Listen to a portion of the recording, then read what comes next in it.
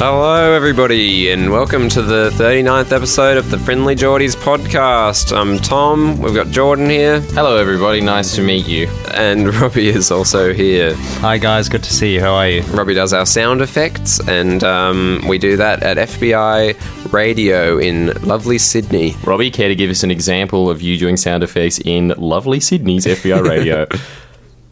That's nice. And that is the reason you'll be hearing us live in 2016 from January 3rd onwards. We've got the 12 to 1 slot, I believe. It's not guaranteed yet. It might be a bit too... We just had a meeting this morning, but... Yeah, I think it's time to celebrate, guys. I think feeling pretty good about it. Yeah.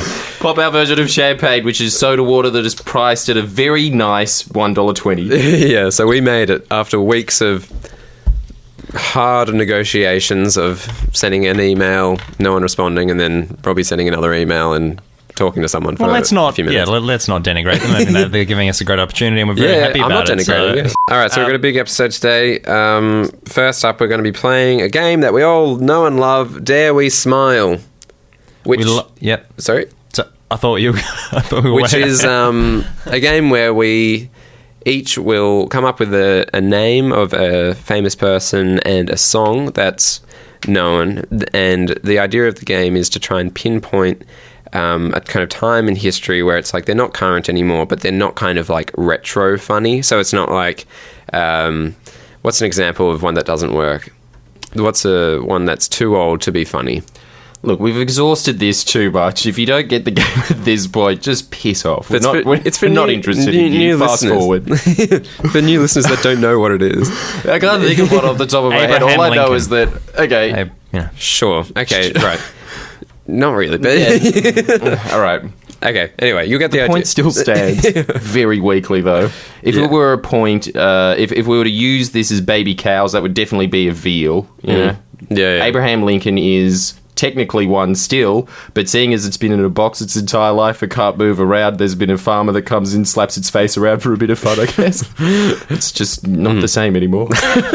So the way it works is if you get a smile from the other two people, you get a point. If you get a laugh, you get 10,000 points. And house rules are that we always announce that we're going to do the music round first. We're not going to be doing that, however. Yeah. Every single time we've done that. Completely simple rule. I don't know why I was so uptight about it, though. You know, it's why not? Rules are rules. Okay, all right. So let's start with Robbie. What's your person called? No, you start. It's all right. You start. Because another thing that we've figured out as well is that Tom has normally started, and he's always complaining that not only are his picks avant-garde, his words, not ours, that we put into his mouth. We said that. He also starts off, which is a huge disadvantage because nobody wants to give away points, surely. But after a while, because they're just so giggle-worthy, giggle-tastic, I'd say, we've been thinking about it all week, like primed athletes, boxers, if you will, going around grocery stores, picking out the healthiest foods we possibly can, getting ready for the fight, thinking about this. Tom has to start off, though, so obviously both of us have got all of our defences up. Yep. He busts out a couple of lines, justifies to us why they're funny. We go, oh, yeah, I guess they are funny. And then Robbie comes around, says something that's, let's be honest, far poorer in quality, but he gets the points. It's ridiculous. Yeah, I just think the whole game in itself has kind of got problems to it, but I'll play along and let's do it. So...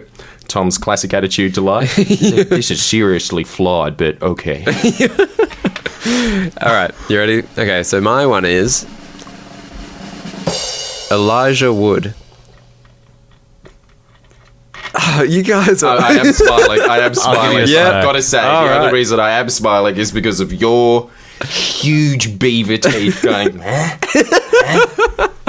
9 to that. It's a pretty avant pick, I'll give you that. Thank you. It's smirk-worthy avant pick from Tom there. Thanks for that. I will give you a smirk. You definitely got a smirk out of 2 me, points. So that's one... I'll give him a smirk. So that's 1 point. As we've mentioned before, smirks are worth half a point. We've had to make this smirk. Special rule for Tom because he's always making us smirk, not smile. We just don't want to give it to him, frankly. I reckon it's 1.5. Oh, whatever. Robbie, you go. You would. So 1 point to Tom there at the moment. My turn. Michael Bublé. No. Nah. Hate that. Sorry, that's just, yeah. Is that rubbish? Yeah, it's rubbish, mate. In fact, Robbie, just throw a pen at him. Yeah. All right, Jordan, your turn. Damn it. Move straight on. -1 point for Buble. I hated it. If you hate it from now on, you get to minus as many points as you want. No, I don't know. I'm feeling generous today, so you get -1, but you're lucky that I didn't give you -1,000,000. That's a rule. Because Buble is still like, I know what you're doing, but yeah, I don't know. I just don't like it. No, it was really courageous. I'm secretly proud of you. All right, Jordan. Okay. The 2008 Beijing Olympics. You have to do a person. What are you doing? It was made of people, You wasn't get it? minus It was 1,000 filled. points. How? You didn't do the game. justify it? You didn't play the game. You What can't is do the that. Beijing Olympics if it's not people? You just want to look at an empty pew where the fire's supposed to be, but nobody's been running the whole way to put it, do you? You think that's going to be an If entertaining Robbie- sport match? How you got to play the game? You just got to put a soccer ball in the middle and watch that for an hour? If Robbie said that, you would have been mad. You How, would have been like, how is Yeah, but Tom's the it's most not normal? Robbie, it's Jordan. It's Friendlyjordies here. Fucking point. I'm not giving you a point. All right, you don't lose 1,000, but you don't get anything. 0 on that, I reckon, yeah. It's weird that, yours is the most normal at the moment. Anyway, but I reckon you're No way. Buble is the most normal there. I don't No, think I've so. got to say, Robbie is being avant-garde. You went saying the Michael easy Bublé. road, Tom. Elijah Wood. As if that's easy. Oh. That's... I don't know, it's just what we reckon. He's Instead almost of- unknown now. Clearly, your best self-help book that you go for moral guidance is not The Road Less Travelled, it's The Road Most Travelled. Okay. Let's jump music straight time. into your music choice. All right. This Okay. one I think has to get a laugh, but it's... Yeah, I reckon this one's a bit easier, actually. But, all right, that's it.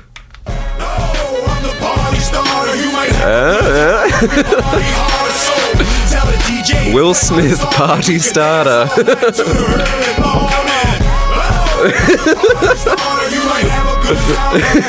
Say what you want about him, he's just a great guest, isn't he? That's 10. Come on, 20,000 there. That was. Did you laugh? I did not laugh You didn't once. laugh? I banged my head. I was going up and down, but that was not a smile of "this is hilarious." You That were was smiling. just, this is a great song. He was smiling. I saw it. I was chuckled. smiling, but All right, as 4 previously clarified, it's because Will Smith is, as mentioned in the song, the prime theme of it, the party starter. In fact, just pause the show for a second. What are you doing? Play the song again. Play the song. You ready, Robbie? Oh, dear. Yeah, all right. There's a disco ball in the roof of the studio. And Jordan's flashing a light at the Thanks, at the Will ball. Smith. I know you won, buddy. Very atmospheric. Thanks for that. Yeah, thank All right. This is Jordan's pick for Dare We Smile. Shifted higher than the ceiling, and ooh, it's the ultimate feeling. You got me lifted, feeling so gifted. Sugar, how you get so fly? Sugar, sugar, how you get so fly? Sugar, sugar, how you get so fly? Oh, that's bullshit. Son of a bitch. You are trying. You are trying to make me fail. This is all just to sabotage, isn't it? Just burrowing your way into a friendship so you can do this to me, humiliate me. Yeah. You're a no one's bastard. smiling. Yeah. That was No, that's a good one. That's good. I'll Baby give it a Bash smile. with Sugar Sugar there. Oh, you you said- underhanded if you said the compliments of, name. oh no, that was No, it was nice. all right. It was a nice try, but Robbie, can you just let's move on? I reckon that Well, one didn't do attempted. as well because it had the recent cover, which did quite successfully, I think. Which What- it's kind of diminished its. Does this help though? If you think Yeah. of that song, the original one, with the Pitbull, but fat, and he's got 2 half black kids that he's picking up from school, and he's always listening to that song on the way back. Is that the music video? Oh, no. Really? Pitbull. More or less? It's a fat Pitbull playing very sensually the guitar, except for his Yeah. fingers are extremely chubby, so it's not so much sexy as it is, wow, you can actually operate a guitar. Yeah, I think, the visuals might have made me smile. Yeah, maybe. Anyway, this Who is. knows? Who knows? Whoa, how many points do you get? I get none. I think I'm the first person to get a golden goose. Yeah. Fuck. I sort of liked it. Sorry, man. We'll give you 1 point. Yeah, I'll give you a point as well. I'll give you a point. 2 pity points. The equivalent of 0. And here's my pick for Dare We Smile.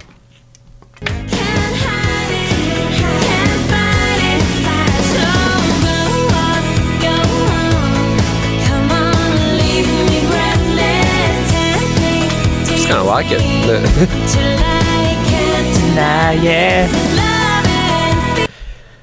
Yeah, sorry, man. Once again, yeah. 1 point. I give you a smile. That was a tremendous pick. Extremely courageous to go to a woman in the 90s singing a song that is half country, half pop. Yeah. Could you have picked a more risky choice than Leave Me Like, Stranded? this is, I think, a really good example. For the show Dare We Smile. Yeah, this is why I reckon it's Dare We Smile is problematic, because I reckon you've actually won today, Robbie, because both of your choices are perfect for, like, really what the game's about. But they're just not making us laugh immediately. And just because we're not like... I just feel like the measurement of laughing doesn't correspond with, like... if it fits in that area. Like, I don't know. Yeah, it is an odd game. It's a very weird game, but... I don't know why you've turned into a public intellectual about it. Dare we smile. All right, Look, if you guys let's really have any go ideas... into the psychology of this, all right? No, just giggle. Just have fun. Yeah, well, I'm not laughing, Jordan, am I? So, number 2, anthropomorphism. Is it cool? No, incorrect. We've got Tyrannosaurus chest. Oh, now. correct, sorry. All right. Guys, great move last week. I'm really impressed by that. Guys, what do you think of the move? Particularly, we're impressed by... It seems as if there is a Ukrainian chess boy genius that is versing us now. Entered the game, yeah. Everybody's extremely impressed with his moves. They're liking it. Yeah. There's too many nerds that listen to this. So people who don't know, where you play a move every week in this the greatest game of chess ever played, which is called Tyrannosaurus chess. And can't really remember the connection to the dinosaurs, but the connection is at the end. It just the Tyrannosaurus goes. Yeah. So every week we make a move on the Facebook. Well, we make it here. They make a move back on Facebook. So if you want to get involved in the game, get on Facebook, like the page, and see if you can beat us. Thanks again to Samuel Troy for being the camp leader and organising this week's pick. And the other stipulation to the segment is if this game is very important to us, and if someone doesn't actually post a screenshot of the game board, only one person has to do it. But if no one posts it, we will quit the pod forever. You'll never hear another word from us. I swear on my life. The music was surprisingly upbeat in tonality for such a somber stipulation, right? Yeah. It was the peak of that song. All right, so do you want to... So our move is... Are you ready with the sound effect, Robbie? G1 to E2. So that's our right knight moving in front of the king to defend our knight on the left. And there it is. Tyrannosaurus chest there. Excellent move, podcast boys. Really like the fact that you accidentally doubled up on the Tyrannosaurus roar. Added a secondary dimension, because I could listen to that all day. I really think that if I was put in Guantanamo Bay, you know how they just keep playing Fighter by Christina Aguilera over and over again to break men? Yeah, that's insane, isn't it? If you just changed it to a Tyrannosaurus continuously roaring, I'd sleep so well. That's a really good lullaby. It's quite a nice sound, yeah. For a I wonder cave where they baby, get the sound. Pebbles from the Flintstones, if you will. It's a combination of a variety of animals, I think. And Yeah, like a mouse, did you say? It's like a mouse sound? I think so. We didn't say that. Jordan did. But Jordan okay. did. Oh, well, there you I go. can't remember who said it now. It doesn't matter, does it? It fine. does matter, though, doesn't it? I hate it when someone like always does that. Yeah. If I've said like a little fun fact and someone thinks someone else did it, it's really annoying. It is, isn't true. it? It does feel like It's you like, own that in the fact. words of Jamie Lerner, host of Backyard Blitz, to be or not to be. Has that ever happened to Give him you? that credit. He didn't say that. Yeah. There's a comment in He the was comment a section. former streamer. Has this ever happened Disgusting. to you? Next segment, anthropomorphism. Is it cool? So this is something Jordan and me have argued about before, something we disagree about. Do you want to explain the idea? No, I want to listen to Animorphs. Yeah. This is the... All right. More than enough. All right. Thank you very much, Animorphs, from the show that was on ABC when most of the time kids would flick off and start doing other things. It was the 5:30 slot where they started to put on shows that weren't so cartoonish and attention-grabbing, and they more had to have a storyline that involved in it, and you just didn't have the attention span for that. Game shows were more bright and flashy, so you go to that. But you clearly loved it, Jordan, because you love the idea of anthropomorphism. True. I do. and Tom hates the idea of it. What a surprise. Is there anything you like? Apart from the universe, what else do you like? Well, the universe is everything, isn't it, Jordan? So then I like everything. Can we just have for the layman's out there, what is anthropomorphism? All right, so for anybody who hasn't done year 11 in English. New South Wales, anthropomorphism is pretty much exactly the same as personification, but personification, think Beauty and the Beast, the talking candle. For anthropomorphism, the key is to remember the toad from Wind in the Willows. That's how I remember it, at least. I don't know, you got a different way of remembering it? Do you have any other childhood toy that reminds you of it? Well, I think No, you don't, because you got them mixed up, didn't you? Well, I just think anthropomorphism, so like kind of anthropomorphism, but I think amphibian, so like animal. So a toad. Yeah. Say the one from Wind in the Willows, for example. Perhaps, yeah, there you go. That's a fine one to use. So what we're always discussing is Tom thinks that animals by themselves are impressive enough. I say, yeah, they're pretty impressive. But what about a tux? Yeah, tuxedo. Do you like do you like the idea of a chimp, or do you like the idea of a chimp with roller skates, a tux, and a little pamphlet that tells you about Iceland in his hand? Yeah, I like the idea of a chimp ice skating around handing out pamphlets. Yeah. It's not that so much. Ice skating around, handing around pamphlets of Iceland, saying you could do this all the time if you lived here. Yeah, well, like in terms of comedy, I grant that, like, yeah, of course, giving animals like human qualities is like a really funny thing. But it's always like our argument would always be like, I'm not so don't- sure about that. If you want to go for comedy, there's also chimps peeing in the air, mistaking that for rain and drinking it. Yeah, which is reality. Not yeah. a particularly human trait. No, but and if you're it's- into that, I don't want to know about it. But it's because you're applying kind of like a human way of seeing, pee, and that why that's like, isn't that meant to be kind of a crux of why we laugh at animals? Is because you see them as like a human kind of thing. But yeah, I don't know. I just kind of find it's like, it's the thing, it's such a Carl Pilkington thing, is what we were saying, is the thing of seeing a bee and thinking like, is that bee lazy or something like that? Just like applying some kind of like human emotion or like problem to like an animal. But a bee It's like- could be lazy. Yeah. In comparison to other bees, there has to be a lazy bee. I guess so. But just like kind of, yeah, like, I don't know. So you love it. You are a secret closet admirer of anthropomorphism. Well, Tom, what's one example that gets you going in terms of anthropomorphism? Yeah, well, I'm saying I don't really like it. Like, I think it's fine. There's got to be one. There's got to be one. Yeah, well, like the lazy bee was quite good. Like, oh, all right. The Your own example idea. that What was about a cool. workaholic ant? That was the my exact idea. opposite. We all know, using anthropomistic terms again, that the opposite creature from a bee is, of course, an ant. So the worker ant. The wingless bee, as they're known probably to people who were born before the 70s, I suppose. The wingless bee. Well, no, the example that we've said on a past podcast is like the first kind of fish that crawled out of the water to like get some food, like some mushroom or like plant life that was on the surface. Like if you applied that to like an astronaut like venturing onto the moon or something, it's quite like a cool image, I reckon. Like, but in reality, it wouldn't have been like that at all. But like, it's way cooler thinking it's just like an awesome epic moment where they're like, I'm going out, and they're like, yeah. Right. Cheer when I he don't came back. understand what your problem is with this concept. You haven't come up with anything that you hate about it yet. Like- all you've been doing so far is promoting it, and so am I.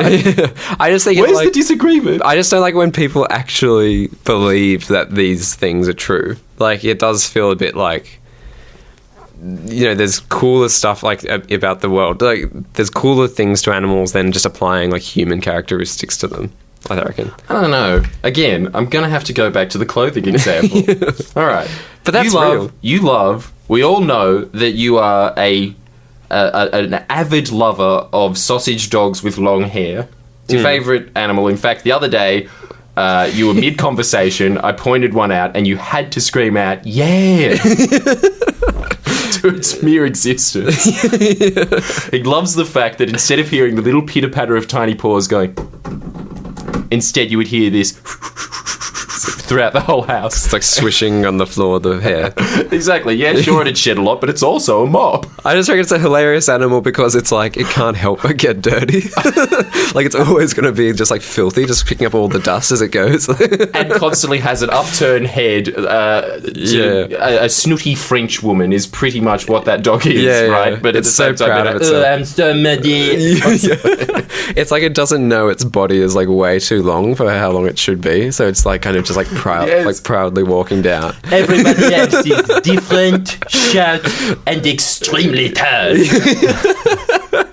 Well, there you go. I guess there's an example. You love it. But on top of this, on top of the fact that the whole time you're laughing at the fact that a sausage dog with long hair is a French woman that's snooty but constantly obsessive compulsive about dirt. Yeah. On top of all of that, how much better is that dog if it's in a bee costume?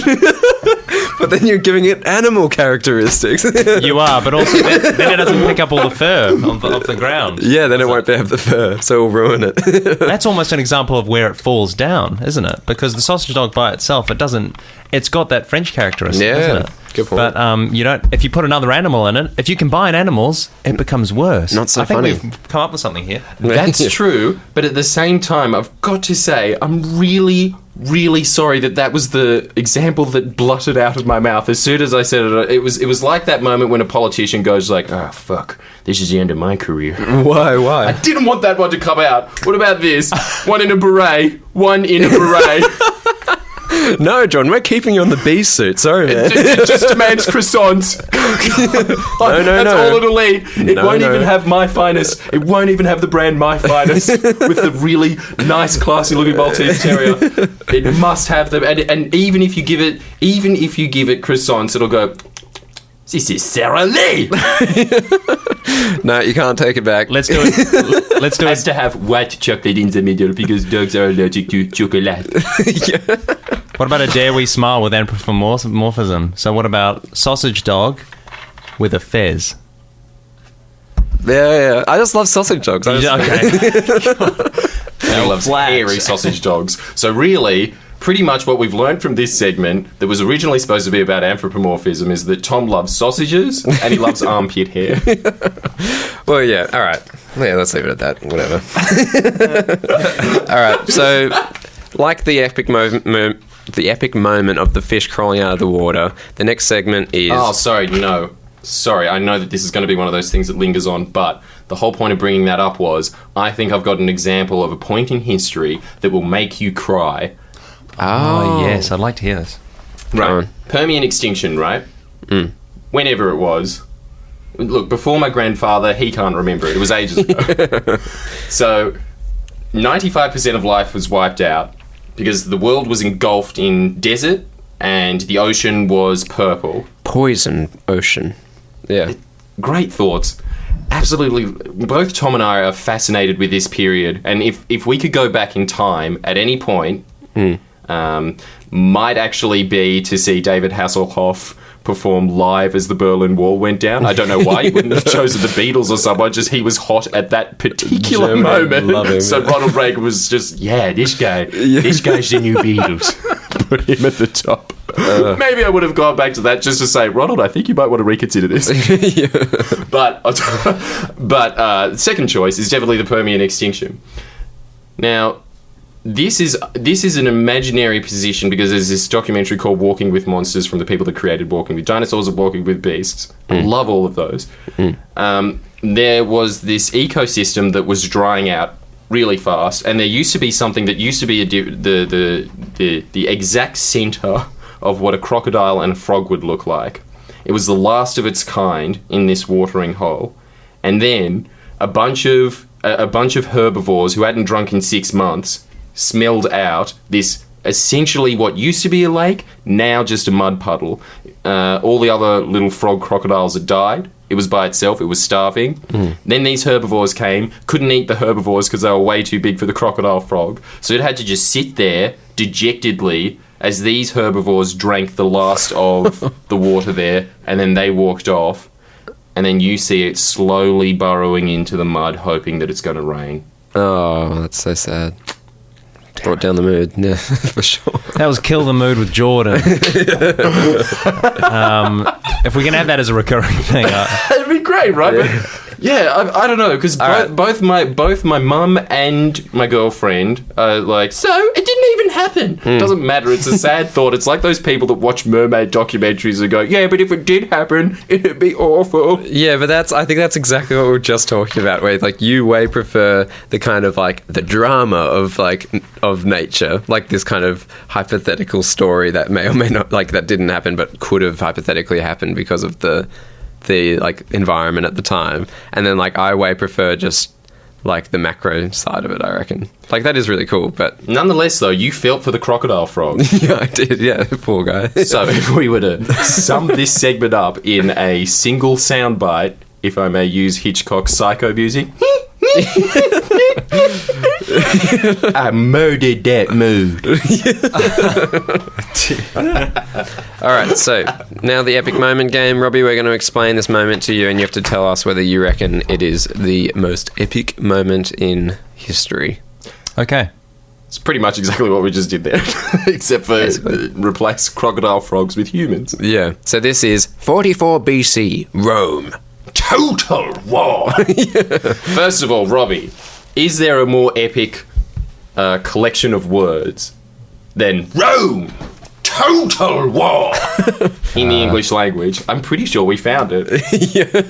I think you might be right. All right, so Julius Caesar, one of the most, kind of like probably the most apex leader of all time. Would you reckon that's safe to say? You'd have to say he's the most famous man ever, right? One of the most. You'd have to say it. Yeah. For sure, yeah. Yeah. It's either that or one of the Jonas brothers.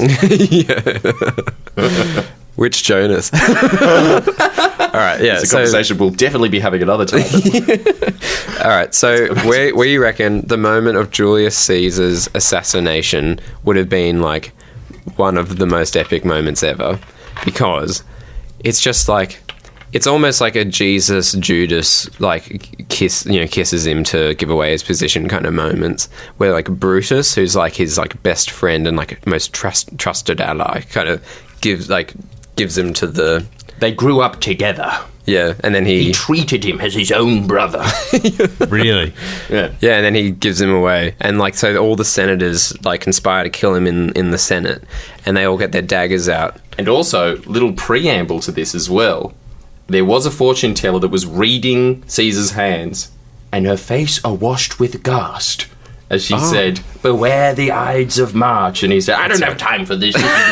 Saying that I'm winning. And then he just he went in there basically like we all do to go to a fortune teller to go, come on, I'm going to make a lot of money, right? And then if they say, no, you're going to be really poor. Okay, thank you very much. I believe that all shit. I was hearing was ka-ching, ka-ching. Yeah. So he was saying all of that. The reason why he went in was because he was a great believer in fate. He had the Praetorian Guard behind him. He was the first emperor of Rome. Not in name, but, when you got a crown on your head. Yeah. The fact that he's sitting around going, no, I'm just a senator for life. He originally came up with the word, I prefer to call it dictator. Really? So, yes. Before that, it was not really a word. He coined that, as he did the Caesarean, and of course the Caesar salad. And so he went in knowing that he was probably going to die from the fortune teller, and then they said, really, you should be taking in a guard. I mean, you're untouchable at this point. You're just going in there as a formality. And he said, if it's my fate, then so be it. Yeah. And I read that he was with a woman of some kind, maybe like his wife, or like some kind of like female he cared dearly for, and Brutus persuaded him to not bring her along, and like, you don't want to displease the Senate, do you, Caesar? Like, and he was like, yeah, I guess you're right. So like, because she would have been murdered as well.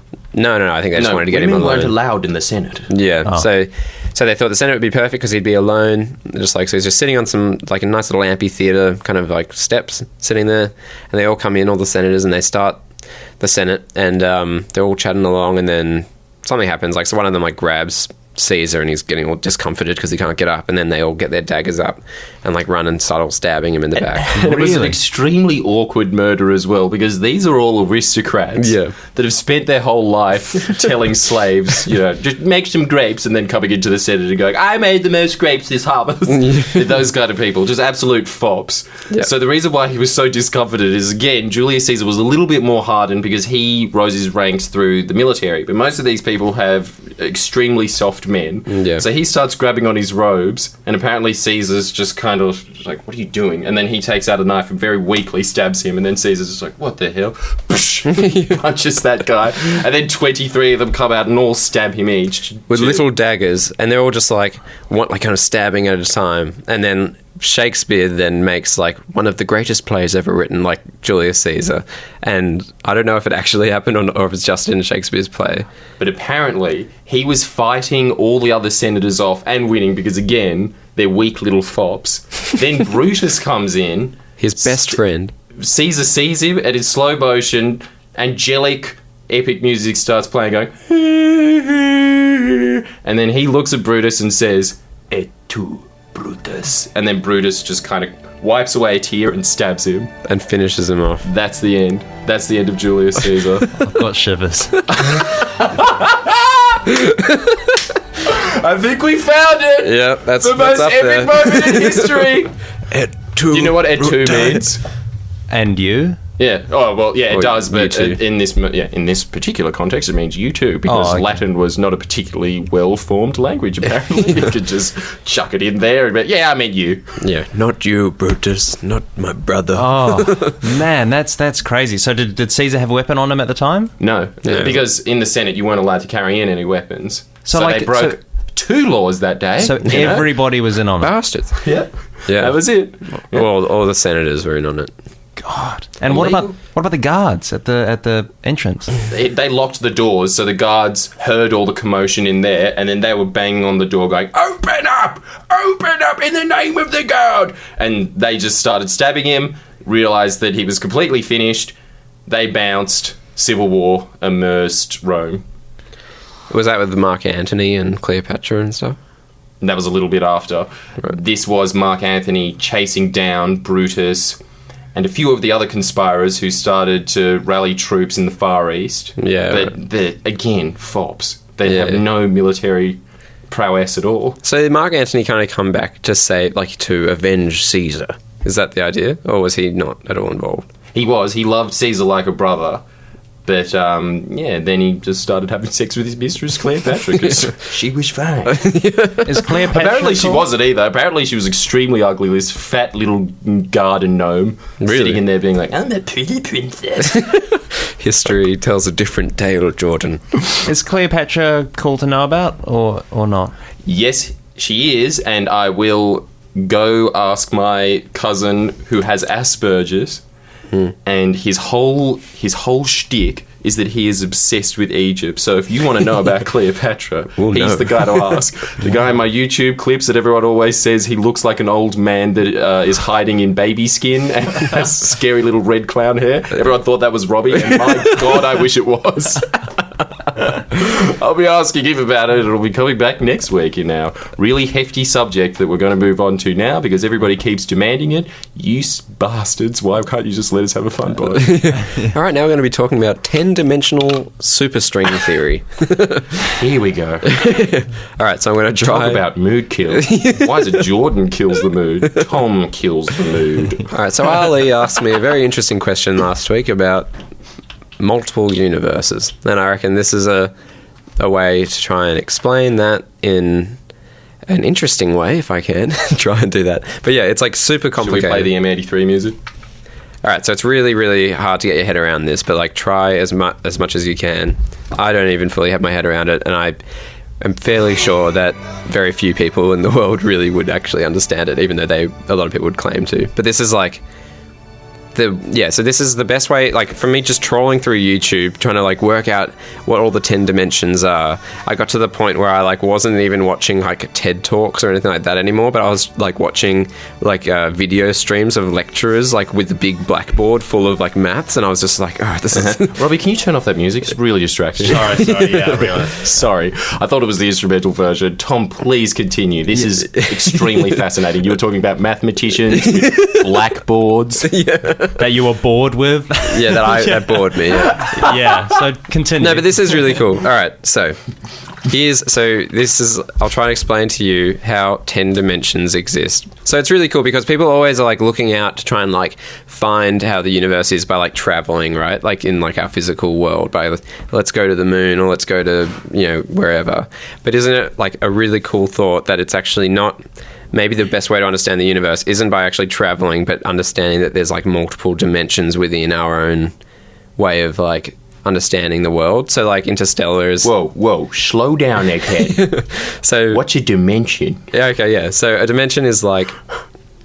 if you've got like a piece of paper and you're writing down on a piece of paper, or like a square is a two-dimensional object because it doesn't have a third dimension of space. So there's 3 dimensions of space, which means... This is that Simpsons conversation that the professor says when Homer goes into the 3rd dimension.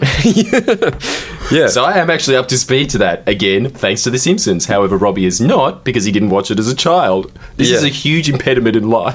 Yeah, the Simpsons would actually really help with that. I don't know. But it's like, it's the flatland, like the Carl Sagan flatland is the best example for it. So imagine you've got like a king of hearts or something, and you've got like a deck of cards. They're all two-dimensional people, essentially, living in this two-dimensional world.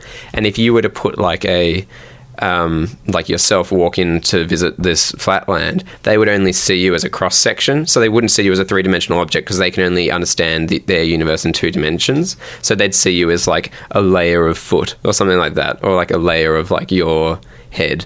So are you saying that right now there is an alien sitting in on this conversation that we're having now in the pod room with a microphone that we can't see because he's in the 5th dimension going, Christ, I can never get a word in on this program. It's been here the whole time. You're listening to Tom, Jordan, Robbie and Klagnar.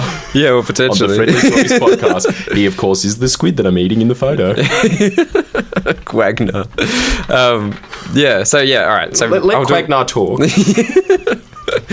Well, yeah, all right. I'll do it as quickly as I can, right? So you've got your first dimension is just like back and forth, like straight. Then your second dimension is like left to right, like a compass on a map, right? If you were having to find your position on a map, that's a 2-dimensional kind of plane. So imagine like a cross, all right? And then your third dimension is depth. So that's like when you see like, you know, height, depth, length, you know, like the kind of a person standing on a graph. You've got 3 dimensions. Then your fourth dimension is time or like duration. So like, you know, Donnie Darko, how he's got like that big snake thing that kind of comes out of his chest. Yes. That's like the 4th dimension, as in like you, if we were to live in the 4th dimension, we would see time as a cross section in the same way that the flatlander sees a cross section of a 3-dimensional person. Does it look like that? Yeah, so it would, like, to them, so that's why, like, when you hear of people, like, when people are like, yeah, God's omniscient, like, he lives in, like, he can see everything at once, like, he lives in all time at once, it's like, he would be like a 5th dimensional or 4th dimensional being, because he could, like, he sees his universe doesn't exist within time, so we're, like, constrained by time, but something in the 4th dimension, isn't it? Right, speaking of time, if we sped up to the 5th dimension, you're saying that Quagmire actually is one of the hosts of this radio podcast because he is in all places at once. Yeah, well, the 5th dimension is really cool because, like, if you've got... All right, so, yeah, the 5th dimension is cool because you've got then... Not only is it just looking at, like, a timeline, like one potential timeline, but imagine, like, you're a baby and you'll grow up to be, like, a lawyer, for instance, and then there's another timeline where you could have potentially grown up to be a doctor or, like, or you died in one version. The 5th dimension is all those different... a lawyer with the title doctor. Yeah, or that, or whatever. It's like there's infinite possibilities, and the 5th dimension is it's like the Mobius strip where it curves around, and like the 5th dimension is wrapped within the 4th dimension, but it's all potential timelines at once.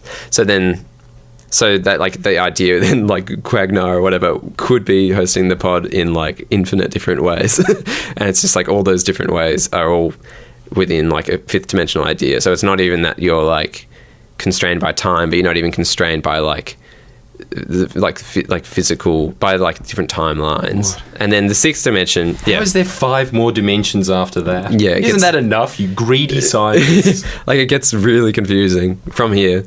So like, if you would imagine, as indicated by Robbie stretching his eye down, much like the Norwegian painting of the Scream, going it's so crazy because his mind is tortured. Because when I was like learning this, I was like, oh my god, this is so cool. Like, I was like really interested in it. But I can see why it would be not as interesting. I am really interested, and I think Robbie is as well, but interested in the same way that you would if somebody said, all right, you're going on the rack now, and you go, your arms stretched out of your sockets. I think that's Robbie's kind of interest. Where are the ghosts? What dimension are they in? Well, I guess the ghosts would be in like the fifth dimension would be the idea, because it's like, so a Mobius strip, right, is that strip that's kind of curved on itself and then wrapped back around on itself. So if you search Mobius strip on Google, you'd see what it is. But like, to you, you're living on one dimension there, just like on a piece of paper, and if you just followed it along, you would actually wrap around in another dimension, but you wouldn't know it yourself, because that's how a Mobius strip works. You stay on one plane the whole time, but you actually flip around. Wow. So you heard it here. Tom believes in ghosts. I don't believe in ghosts, but that's often like... Oh, you do? Do you believe in the fifth dimension? Not necessarily. Ooh. But that would be the explanation so you 40% believe in ghosts? Yeah, all right, yeah. Like, if nice. That would be my way of justifying it. If I saw a ghost, I'd be like, yeah, well, there you go. 10-dimensional superstring theory. Oh. There has to be a logical explanation to this. Yeah. So, you know, be free to cut me off if you reckon it's goes too far. No, I think this is really good. But I am really interested in ghosts. Talk more about them. All right. So if you were to get like... So the best way to go further past the fifth dimension is you need to understand this concept, which is if you were to put an ant on a piece of paper and imagine it's 2 dimensions, right? So you're just seeing the ant kind of crawl from you're looking at it on a paper, and it goes to the end of the paper. If you pick the paper up and added a 3rd dimension by wrapping it around and had the ant jump from one end to the other end, it would literally jump through that dimension of space, but because you've added another dimension to it, right? Like, it's like a shortcut, like the wormhole idea. So it's the same as the wormhole idea, but the idea is that you're basically bending a dimension to move something. So if you could understand that, so that's basically what the 3rd dimension is like a bend on your 2nd dimension, then you can apply it to all the future dimensions. So the 6th dimension is a shortcut? Yeah, well, the 3rd dimension is also potentially a shortcut, like the bending the paper. So the 6th dimension is if you were to, say like you've lived your life and you've become the lawyer, but you're like, oh, I actually want to be the astronaut. You can't, unless you went back in time and relived that new time, like that new plane, you couldn't do it, right? But if you were to, like the 6th dimension, the idea is you could then bend your time to be able to get to this other point, because like bending it like you bend the piece of paper, so that's basically what the 6th dimension is like a bend. How good would it be if the director of Bend It Like Beckham was trying to convey that? Exactly, yeah. That's what I was trying to say. Yeah. So then the 7th dimension is that all of this, right? So all of physical time so all of physical space and all these physical timelines, everything is within our known universe, right? So everything's in the universe. If you condense that all down to like a single point, which is like our first point that you start with, where you would have your original 2 dimensions, if your entire universe is one little point, you could then, the idea is that there's like almost infinite different types of universes we could have because of like the initial reactions of like the early universe.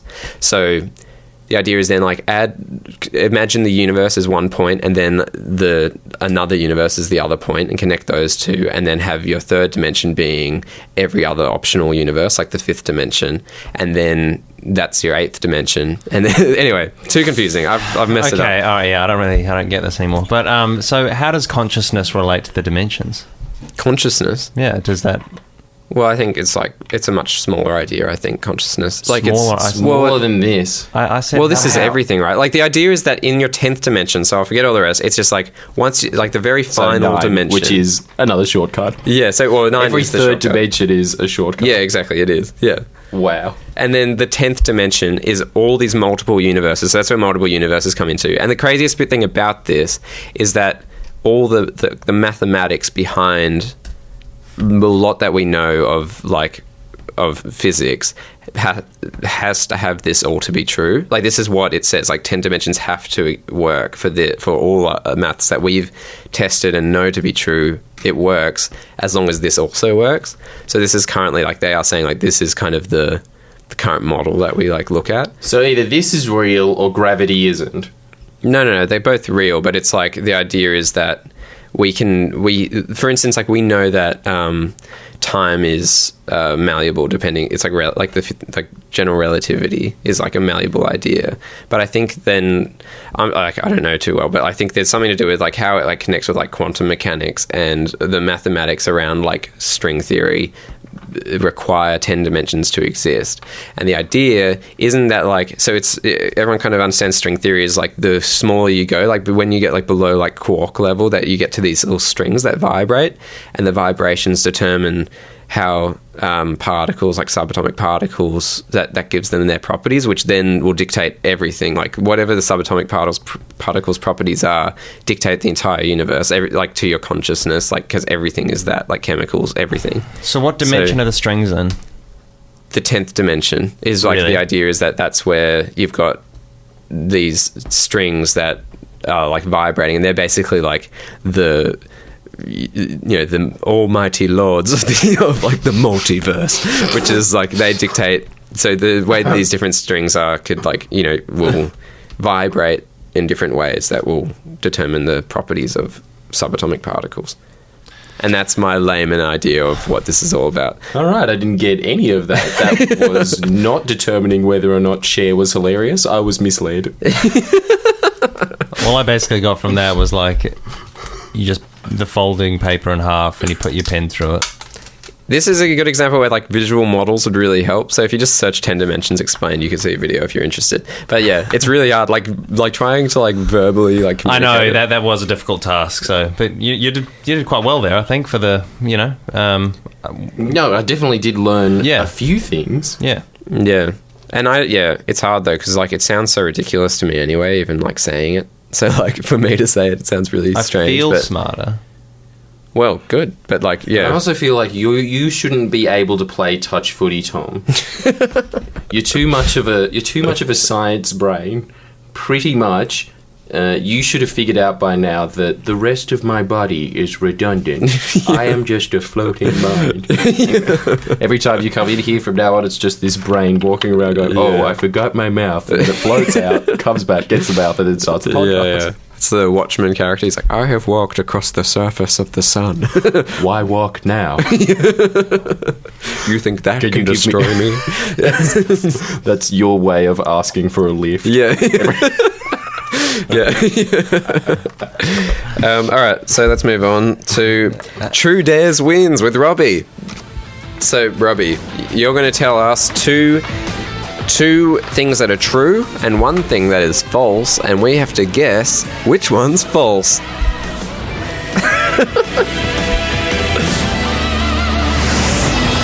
Oh, in the words of Robbie, that swoosh at the end. This is the way that Robbie determines whether or not a song is good. Undeniable. Is that song undeniably good? It truly is undeniable. So this is True Dares Wins. Where basically, as you said, I'm going to tell 3 stories. One of them is true, and you have to... Oh, one's true. But 2 are lies, one's true. One of them's true, 2 are lies. All right. Is that all right? Yeah. Okay. We said the other way around. Oh, really? Yeah, whatever. It is all right. Okay. Whatever, dude. If I were to give you a grade, though, C-. Okay, all right. Well, so let me tell you these. I've seen Finding Nemo more than 100 times. So wait, one's true. Yeah. One of them's true. Okay. Definitely false. I flipped off the trampoline one time and fell into a rose bush, which forced my parents to stay home because I was impressing the babysitter. and I had to be taken to the hospital. Could be true. I would not put that past you. Golden Dragon always was that, wasn't it? Yeah, trying to impress the ladies from an early age. Must have been a very scary birth delivery, this filthy little serpent coming out. Yeah. Uninvited, unannounced, Scaly eating its beast. way out of the stomach. Much like the alien in Alien. Really disgusting birth. Mighty Yeah. finish if that's true. Yeah. Actually, I just realised 2 of these are true. One of them's false. So you were right. Oh my god. So it's obviously the Finding Nemo one. We can move on to the next segment now. So no. The last one is Murray from the Wiggles is my uncle. So That is definitely true. It has to be. No. That's false. so yeah, pick which one you think is false. Robbie looks far too harmless that a fly could mug him for that not to be true, the last one. Well, I feel like Robbie's actually cheating in this game because I really don't believe. I reckon he's going to say, "Yeah, I've seen Nemo 100 times," but no, you haven't. There's no way you've seen it 100 times, and I bet you're going to claim that you have. But I reckon Murray's not your uncle. And it's probably not even Finding Nemo. He's just looked at a fish tank 100 times It's his on a fish. bus home. Yeah. And what do you guess, Jordan? I believe that the one that's false is Finding Nemo. It has to be. Yeah, let's hear it. Murray from the Wiggles is not my uncle. You have Here not we go. seen Nemo 100 times. I have, because my little sister used to just watch it like endlessly. You haven't so watched you've it seen full. it not factually 100 times in the way that 40-year-old women hyperbolize. You've seen it 100 times. Yeah. I've definitely seen it more than 100 times. From start to finish. I reckon you've just not walked from the into very room. start. No, not from the very start. From after the scary swordfish part, because that was too scary for her at the time.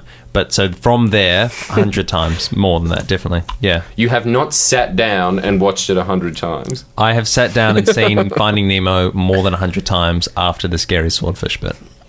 I don't know reckon- why you have wasted everyone's time with this lie. Yeah, it's just not true, Robbie, and it's so unfair here. Like, it's not even an impressive lie either. No. did you say It more doesn't than matter if 100 you've or seen it 100? times? 100 or more. You said 100 though. I said more than 100. He said 100. I think you said 100. This is a recorded podcast. We can go Oh, back. no. I'm pretty sure. Seen Finding Nemo more than 100 times. It's written here. All right. All right. I still don't believe it, but So do I win that? It's an even bigger claim, though, to say that you've seen it more than 100 times as well. well, yeah, you half win anyway because I guessed the Wiggles one. So True Dares wins. all Person that said they didn't want another Robbie segment. There you go. Okay. Bon appetit! Speaking of French words, is it time for that one, or No, have I no. completely misread the list? You've completely misread it. We're moving Okay, what are we on to? Jordan's Hooker Hooligans. Woo!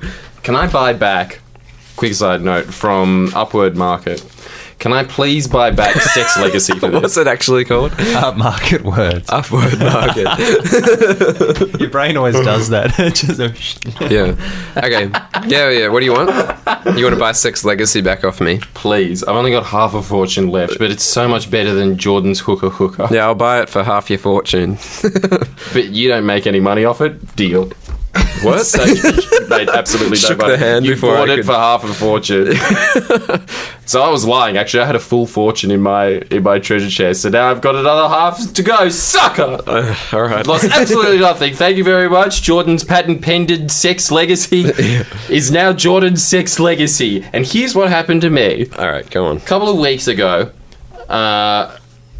a fan of mine, I don't know if he listens to the pod or not, was dating one of my friends. Yep. And he was looking through our mutual friends and saw that one of them was this Korean girl, and he just started laughing, doing the classic. I'm pretty sure he's Canadian because he covered his mouth a lot, going, "Oh my god, no way, no way." Oh yeah. Yeah. So, turns out this guy dated that chick. I was hounding her for weeks. Look, if a restraining order was put in, I wouldn't complain. I'd go, yeah, fair enough. All right, moving on to greener pastures. There was a lot of Facebook messages with no response to this woman. Turns out, she's a prostitute. I couldn't even get a prostitute. How bad? Oh my god! Why am I making fun of Robbie? How did you know that he was? Did he tell you? He was like, man. He was dating her. Realized that she didn't have a job, but always had really expensive fur jackets. Yeah, right. And then Where's that? How else? Like, give me any other job on earth. Give me anything on earth where, in any situation where you can be unemployed and have that, unless you, of course, you created the song "Thrift Shop" by Macklemore and didn't receive a penny for got it. free fur jackets and stuff. Yeah, unless you're an extremely savvy purchaser, a Macklemore level purchaser of fur coats. Yeah. You're a hooker. Or a drug dealer, or But if it's a woman from Korea, there's a stat that comes out that I'm pretty sure they were saying that close to a third of the women that come to Australia end up working in rubber tugs or becoming prostitutes because the wage is so embarrassingly low working at a Korean restaurant that they think, all right, I'll give them a hand. So it's more embarrassing to have a low wage than to be like a prostitute. It's not embarrassing, it's just unlivable. Right, okay. So they give the same rates that they do a Korea of, okay, $3 an hour, and then you can't get anything for $3 an hour here. Take it or leave it. They need to join a union, don't they? They should. However, they're not going to because their English skills are really poor, and I bet you that they'd ring up and the person at the union line would be in their 50s and they'd be going, I need representation. You need what? You need a Panadol. Now you got the wrong number. Is that like a funny inversion of her in your mind, or is that like quite a sad and how do you see despicable it? end? Do you still kind of would you, when you look back on it, do you think, oh man, I wish I got it, or do you think like, oh thank God I didn't, or how does it change your memory? Kind of two questions. It's just, my God, I was bad at picking up women. That's all I think every time is, how could she not even offer? Like, I was obviously extremely interested in this woman. Obviously, if that is your livelihood, you would come back and say $100 an hour. And I'm not saying I would have said yes, but it would have been nice. It would have been nice to have at least been offered. And there's that point to it, but also, now that I think back on it, I remember talking to one of my friends in Korea at the time, and I was looking at pornography going, that classic 40-year-old security guard not paying attention to his job as a Tyrannosaurus Rex gets out of his cage and he's sitting there going, nice, Drugs Weekly. I was doing that. I was going through it. She was in one of the porn pictures, and I couldn't bring it up because obviously it's an extremely conservative society, Korea, so I didn't want to tell them that, holy moly, I was like, we were about to hang up and I was about to beat it, but I know this gal. Oh my God. So So I couldn't show her or anything, right? Oh man, But it was definitely her. wow, that's really crazy. weird. Yeah. do you think if because you know how like guys have a phobia about like, I don't know if it's a phobia, but like men generally, I think you need to be a special kind of person to be like really into prostitutes. Like, I don't know anyone. Yeah, you couldn't do it. Yeah. Robbie, could you do it? Could you date a prostitute? No. Like, it just seems a bit like, Really standard answer. Was hoping for something a little bit raunchy so we could go, oh my God. because it seems like everyone you talk to a does that. delightful, hilarious song to get us out of it. But Yes. it's not to be, huh? All right. Tom, what about you? Would you? No, I wouldn't. Well, I don't know if they're nice. Oh, no, it's all right. The time's passed. It's fine. No, Try and turn it into Okay, it. well, You can't have it now. no, We know what it is. I can cut it out and we can. Okay, so No. All right, let's move on. All right, Robbie. All right, now we're going on to Tom or Judith Lucy. So this is the segment where Tom will Judith Lucy might be. Robbie in has this- no idea what this segment is. Pretty much, Tom makes an impeccable impression of Judith Lucy. We can't tell the difference. We're going to close our eyes, and every single week we're going to find out whether or not it was Tom making that, or if Judith Lucy had snuck into the studio and taken Tom's mic. We'll have no idea because our eyes will be closed and, see no evil, right? So you could do that. You could plan that out, but Maybe knowing how lazy you are and the fact that your shirt is extremely ripped, you've got that same fashion sense as a retiree of, what, it's still a shirt, isn't it? All right, close your eyes. All right, Judith. I heard that.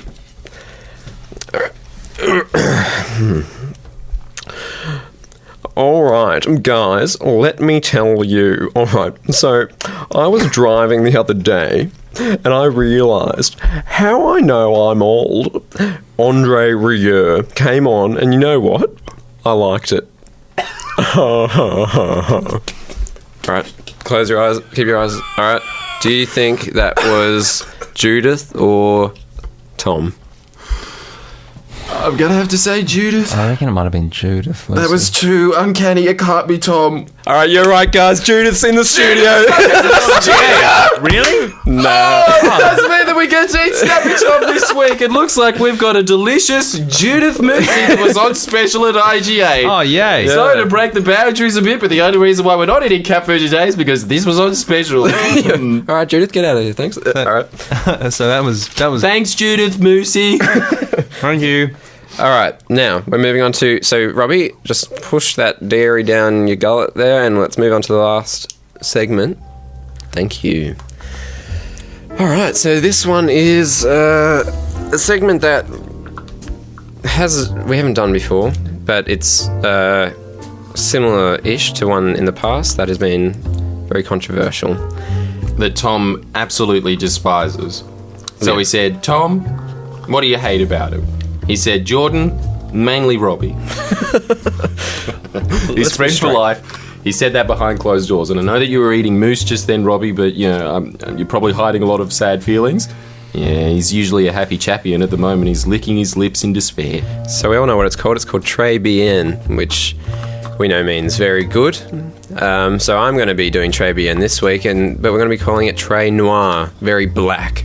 So, Robbie, we have 3 milkshakes in front of you. One is... Again, that we found in IGA. We just went nuts in the dairy aisle. yeah. So, Robbie, what do Don't you let reckon these first? 3 boys around milk. We've got Snickers milk, Skittles milk, and Mars milk. So do I have to have these? Yep, so Apparently we're they're gonna make- flavoured to match, obviously, what's on the label. You're going to tell us whether or not they are. We don't want to try them. They're in a weird kids bottle that's obviously marketed to kindergarteners. Skittles milk? yeah. And I guess this is kind of a punishment, You if could you only will. be 5 and have not all of your teeth yet. I think this is a great idea. Because you're going to lose them. So, Robbie, what's the other reason why we might not want you to be having this? I'm like pretty certain I'm a little bit lactose intolerant or something along Well, those it's Très lines. Noir, so you got to try Yes. it. Like, you have to try it. So let's just put that... Yeah. So which one out of these 3 do you like the least? Oh, the Skittles looks... I don't know. Yeah, that looks pretty bad. All right, save the best for last. So go Mars. Try us some We'll Mars. definitely Robbie. be doing Skittles last because we really, really need you to vomit at the end of this segment for it to work. All right, just drink as much as you can. You have to drink the whole thing. No way. Yeah, you do. Go. I Take the lid off. You have to drink it all. I can't... 3 bottles Be a of milk. man for once in your life. It's Très Noir, Robbie. It's Très Noir. I honestly, like, milk just does me in. I can't do this. We know. This is for all the Très Biens you Going put us down. through. Tastes like Mars, Robbie? Yeah, a little bit. It's quite warm. Have another big swig of it. He's got 2 to go. All right, let's try Snickers now. Oh, Tom has that sadistic psychopath smile on his Go face of another one. 2 to go. Yeah, I know there's 2 to go. He hasn't finished the Mars. I'll sit here all So day, it tastes a Robbie. little bit like Mars. It does taste a little bit like Mars, but again, like, it's not, I don't like it. You don't like milk. Okay, now do you see why we hate this segment? You're just forcing us to have things we hate to begin with, and then getting us to rate it. And What you would know they're give this? bad. You know they're bad foods when you give it to us. No, I think they're delicious. I think they're really good. Drink the Snickers, please. And I think you guys are lying. I think you actually do like them.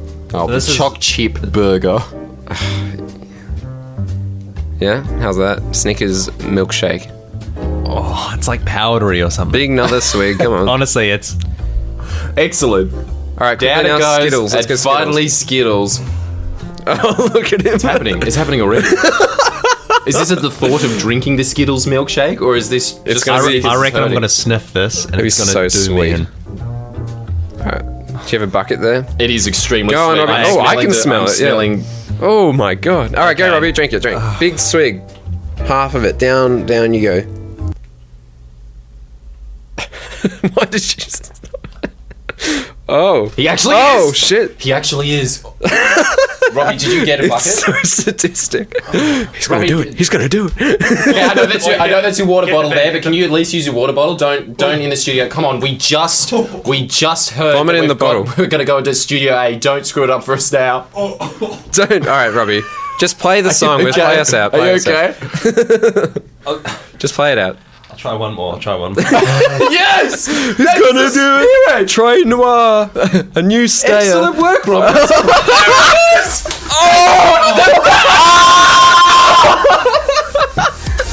Oh my! He's still vomiting. Oh, that is great. Are you okay? Thank you, FBI. And yeah, see you guys next week.